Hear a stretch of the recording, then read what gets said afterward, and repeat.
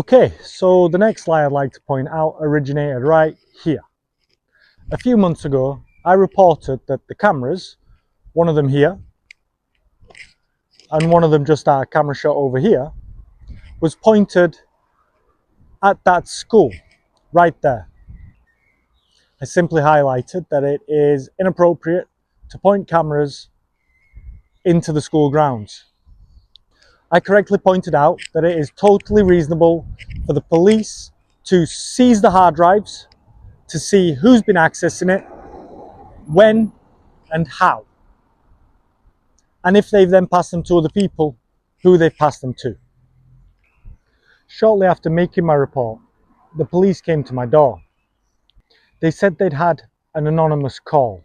They didn't specify who it was, but this was the only thing ongoing at the time. Just like what you saw in part 1 and part 2, the officers that came said they were coming to do a welfare check, but they informed me that whoever had called them had told them that I had hostages, so I had to open the door and let them in. Obviously, there was no hostages, but I had to let the police in and they had a good look. While the police were conducting their search, I overheard one of the officers saying to whoever was on the other side of his earpiece, "No, he's fine. He's just sat there." He repeated the words, "No, he's fine," regularly. It seemed to me like whoever was on the other end of that earpiece was telling the officer to detain me under the Mental Health Act. It is my understanding the only reason I was not detained under the Mental Health Act in that circumstance was simply because the officers who attended were decent, unlike the officers who were on the other side of the earpiece.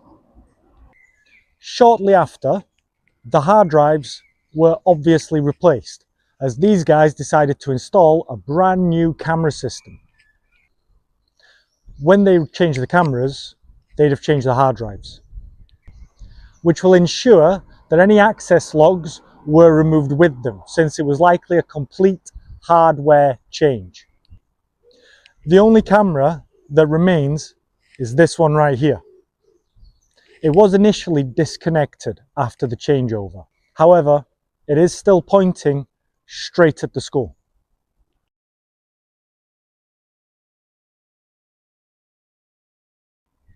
I see no honest reason why a private group like this should have access to surveillance footage of children in there. It is likely they will lean on the "we had permission from the Dean" excuse due to the broad reach of the Freemason networking and the likelihood of the Dean being affiliated. If this was valid, there would be a private dedicated link, and the Freemason security would not be able to access the feed. If the Freemason security can access the feed, then the Dean has suffered a serious lapse in judgment and risked the safety of his students.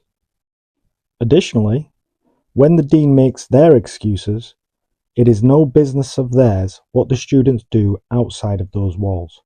It's their business if someone is spying on their kids. On top of the police visit, this graffiti appeared at the bottom of the street. You'll notice somebody with a more permanent pen has written Savile. However, in a non-permanent pen, somebody else has written Marker Da, Beast. The term Da refers to an alias of mine. It's something that people refer to me as because it's short for Dad, and it's how they pronounce it in Scotland, which is where my children are. Shortly after this appeared, a bailiff spontaneously turned up at my mother's house without warning. He was demanding money from her to pay a parking fine that the council had passed to his bailiff company. He informed her that she must prove what she owns, and he intends to take anything she cannot prove is hers, including her car. He claimed that I was living at the address, which I wasn't.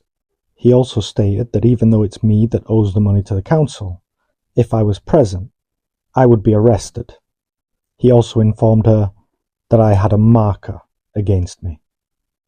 Due to the state destroying my life, I have no means of paying the parking fine, and the parking fine was unavoidable. The council and the bailiff company have not been receptive to this. They have also failed to produce body camera footage from the incident.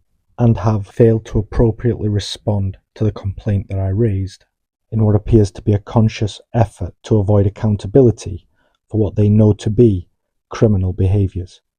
But that's a story for another video. I simply find it appropriate to highlight the links between this Freemason organisation and government abuse that I have received as a consequence of my investigations.